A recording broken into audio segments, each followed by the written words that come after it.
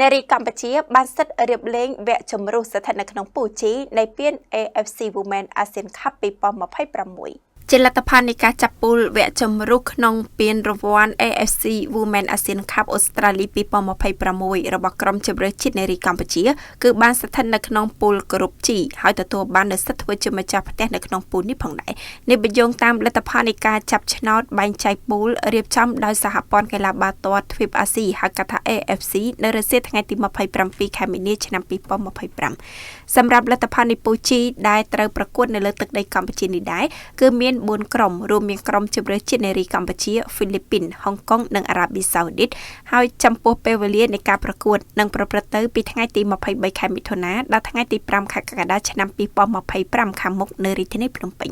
ខណៈការលេងវគ្គជម្រុះនេះជម្រើសយកតែមួយក្រុមដែលមានពិន្ទុខ្ពស់ជាងគេ8ក្រុមប៉ុណ្ណោះតាមពូលនីមួយៗដើម្បីឡើងទៅវគ្គជុំផ្ដាច់ព្រ័ត្រដែលមានក្រុមម្ចាស់ផ្ទះអូស្ត្រាលីជប៉ុនចិននិងក្រុមនារីកូរ៉េខាងត្បូងដែលមានក្រុមមានលក្ខណៈសម្បត្តិគ្រប់គ្រាន់ដោយស្វ័យប្រវត្តិមិនត្រូវឆ្លងកាត់នៅការលេងវគ្គជម្រុះបន្ទាប់ពីក្រុមនីតិចិនជាជើងឯកកូរ៉េខាងត្បូងគឺតួរងឯកនិងជប៉ុនជាក្រុមលេខ3ឆ្នាំ2022